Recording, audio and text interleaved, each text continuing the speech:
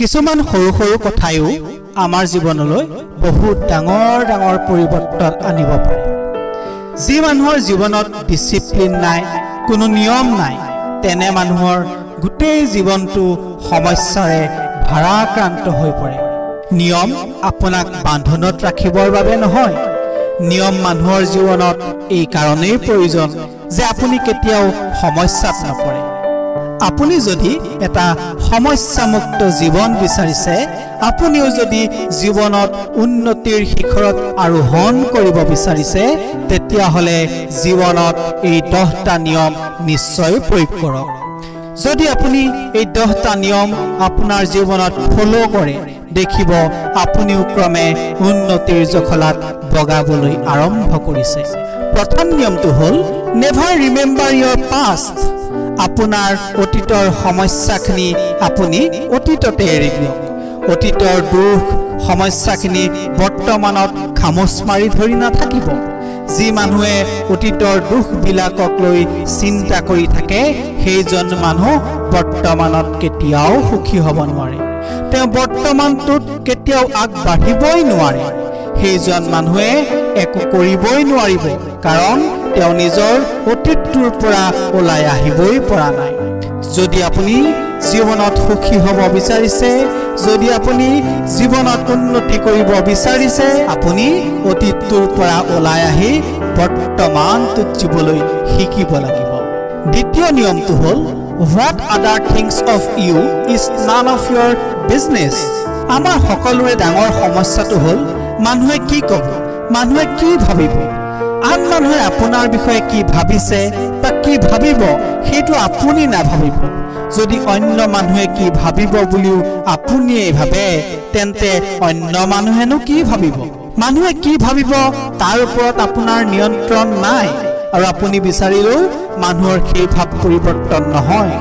মানুহে যি ভাবে ভাবিবলৈ দিয়ক না, মানুহে যি কয় ক'বলৈ দিয়ক না। আপুনি সেইটো কৰক যিটো আপুনি শুদ্ধ বুলি ভাবে, আপোনাৰ মন মগজুৱে বিচাৰে। যি মানুহে কেৱল মানুহে কি ক'ব বুলি ভাবি থাকে, সেই মানুহে জীৱনত কেতিয়াও আগবাঢ়িব নোৱাৰে। এটা কথা মনত ৰাখিব, মানুহে সেইজন মানুহৰ বিষয়েহে কিবা এটা কয় যিজনে জীৱনত কিবা এটা কৰিছে। একো নকৰা মানুহৰ বিষয়েতো মানুহে একো নকয় ন। গতিকে মানুহে কিবা ক'লে আপুনি আনন্দিত হোৱা উচিত, আপুনি গৌৰৱান্বিত হোৱা উচিত যে আপুনি জীৱনত কিবা এটা ভাল কৰিছে।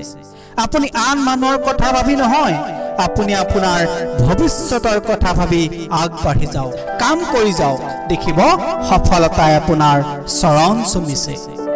তৃতীয় নিয়মটো হ'ল টাইম ইজ এভৰিথিং। জীৱনলৈ যেতিয়াই বেয়া সময় আহে, এনে পৰিস্থিতিত কেতিয়াও মানুহে সাহস হেৰুৱাব নালাগে। সময়ে এদিন সময়ত সকলো ঠিক কৰি দিয়ে। মাত্ৰ প্ৰয়োজন সময়ক সময় দিয়াৰ। যেতিয়া আপোনাৰ জীৱনলৈ বেয়া সময় আহিব, তেতিয়া আপোনাৰ সেই বেয়া সময়খিনিত আপোনাৰ সময় নিশ্চয় দিব। যেতিয়া আপোনাৰ বেয়া সময়খিনিত আপোনাৰ ভাল সময়খিনি খৰচ কৰিব, তেতিয়া বেয়া সময়ৰ পাছত এদিন ভাল সময় আপোনাৰ সন্মুখত নিশ্চয় ধৰা দিব। চতুৰ্থ নিয়মটো হ'ল don't compare to your life to others. আপুনি নিজেই নিজকে কেতিয়াও আনৰ লগত তুলনা নকৰিব। নিজৰ তুলনা কেতিয়াও আনৰ সৈতে কৰাটো উচিত নহয়, কাৰণ পৃথিৱীত সকলো মানুহেই ইউনিক হয়। সকলো মানুহেই ভগৱানৰ অপূৰ্ব সৃষ্টি। সকলো মানুহৰ মাজতেই নিজৰ নিজৰ ইউনিক প্ৰতিভা আছে, কোনো কম বেছি নহয়। যিদিনাই আপুনি নিজকে আনৰ লগত তুলনা কৰিব, সেইদিনাই আপোনাৰ মনৰ পৰা সুখ আৰু শান্তি দুয়োটাই নাইকিয়া হ'ব। যদি কোনোবা আপোনাতকৈ আগবাঢ়ি গৈছে, যাব দিয়ক না। তাক লৈ আপুনি অনৰ্থক চিন্তা কৰি নিজৰ জীৱনটো কিয় ধ্বংস কৰিছে? আপোনাৰ ওচৰত যিখিনি আছে তাক লৈ আপুনি সন্তুষ্ট হওক, আৰু আপোনাৰ ওচৰত থকাখিনিৰ বাবে পৰমাত্মাক ধন্যবাদ দিয়ক। দেখিব আপোনাৰ মনটো সুখেৰে ভৰি পৰিছে। পঞ্চম নিয়মটো হ'ল ষ্টপ অভাৰ থিংকিং। জীৱনত কেতিয়াও জোখতকৈ বেছি নাভাবিব।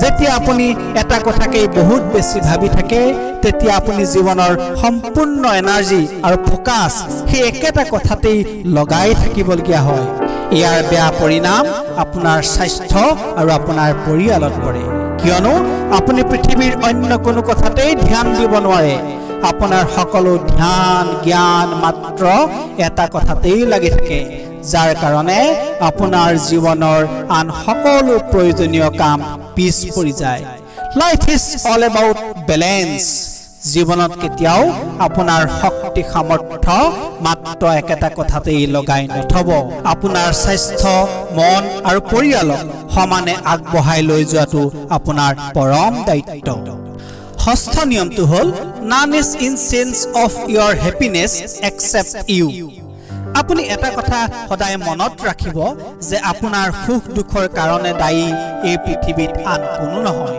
ইয়াৰ বাবে দায়ী হয় যদিও আপুনিয়েই আৰু ক্ৰেডিট পাব লাগে যদিও কেৱল আপুনিয়েই যেতিয়া আপুনি আপোনাৰ সুখ দুখৰ কাৰণ আন বুলি ভাবি থাকিব তেতিয়া আপুনি জীৱনত একো কৰিবই নোৱাৰিব আনে যেতিয়া সুখ দিব তেতিয়াহে আপুনি সুখ পাব আপুনি এই মানসিকতা এৰিব লাগিব আপোনাৰ সুখ আৰু শান্তি আপোনাৰ ভিতৰতে আছে আপুনি যদি আপোনাৰ মনটোক বান্ধি ল'ব পাৰে যে মোৰ সুখ শান্তি মোৰ ভিতৰতে আছে তেতিয়া পৃথিৱীৰ কোনেও আপোনাক দুখী কৰিব নোৱাৰে সপ্তম নিয়মটো হ'ল earn save and invest before you spend যদি আপুনি জীৱনত খৰচ কৰিব বিচাৰিছে বস্তু কিনিব বিচাৰিছে তেন্তে প্ৰথমতে উপাৰ্জন কৰিবলৈ শিকক সঞ্চয় কৰিবলৈ শিকক বিনিয়োগ কৰিবলৈ শিকক যদি আপুনি আয় আৰু খৰচৰ মাজত ভাৰসাম্য ৰাখিব নোৱাৰে তেতিয়া আপুনি ফাইনেন্সিয়েলি সদায় সমস্যাত ভুগিব লাগিব খৰচ কৰাটো বেয়া কথা নহয় কিন্তু ইয়াৰ লগে লগে আপুনি উপাৰ্জন কৰিবলৈও শিকিব লাগিব অষ্টম নিয়মটো হ'ল avoid toxic relationship and toxic people from your life যি মানুহে বা যি সম্বন্ধই আপোনাৰ জীৱনটো বিষময় কৰি তুলিছে তেনে মানুহক আপোনাৰ জীৱনৰ পৰা বহু নিলগত ৰাখক লাগে তেওঁক আপোনাৰ যিমানেই ভাল নালাগক কিয় লাগে তেওঁৰ প্ৰতি আপোনাৰ যিমানেই এটাচমেণ্ট নাথাকক কিয় যদি তেওঁ আপোনাৰ জীৱনলৈ দুখ আনি দিছে সমস্যা আনি দিছে তেন্তে তেনেকুৱা মানুহৰ পৰা সদায় দূৰত থাকক নৱম নিয়মটো হ'ল if you don't go after what you want you will never get it আপুনি জীৱনত যিখিনি পাব বিচাৰিছে যদি আপুনি সেইখিনি পাবলৈ চেষ্টা নকৰে কষ্ট নকৰে প্লেন নকৰে তেতিয়া আপুনি সেইটো বস্তু কেতিয়াও লাভ নকৰে সেইকাৰণে জীৱনত যিখিনি পাব বিচাৰিছে তাৰ বিষয়ে কেৱল ভাবি থাকিলেই নহব